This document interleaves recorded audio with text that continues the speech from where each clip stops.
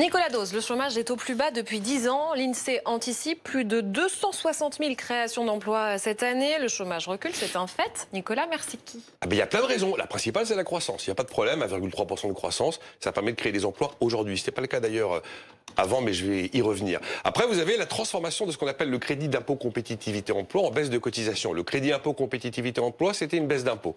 Quand ça devient une baisse de cotisation, ça baisse le coût du travail et ça a plus d'effet sur les créations d'emplois.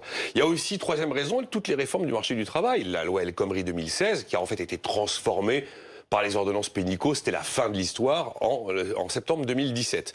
On a aussi, alors c'est une mauvaise nouvelle, mais ça profite à l'emploi, les faibles gains de productivité. C'est quoi des faibles gains de productivité? Ça veut dire que les deux facteurs de production, qui sont le capital d'un côté et le travail de l'autre, leur efficacité ne progresse pas vraiment. Donc l'entreprise, quand elle a une hausse d'activité, qu'est-ce qu'elle fait si les facteurs de production ne progressent pas? Eh bien, elle l'embauche et elle crée des emplois.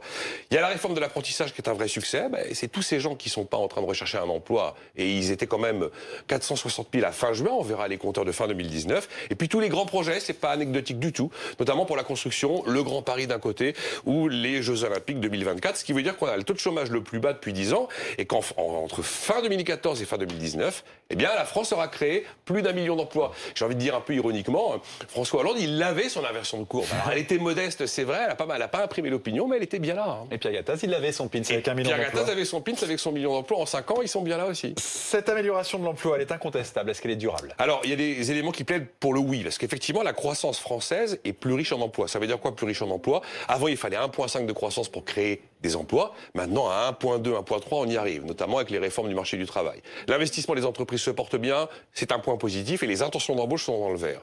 Mais on n'aura probablement pas une année 2020 aussi belle que l'année 2019. D'abord parce qu'il y a un peu moins de croissance, ça c'est indéniable. Et puis, cet effet de transformation du crédit d'impôt compétitivité emploi en baisse de cotisation, l'effet, il était sur l'année 2019. On n'aura pas le même effet en 2020. Il y a une grande inconnue maintenant. Que va produire la réforme de l'assurance chômage? Le pari de Muriel Pénicaud, c'est que ça change les comportements. Ça incite vraiment au retour à l'emploi et plutôt de l'emploi à temps plein qu'à temps partiel. Donc effectivement, si les comportements évoluent comme ça, on aura peut-être des bonnes nouvelles sur le front de l'emploi.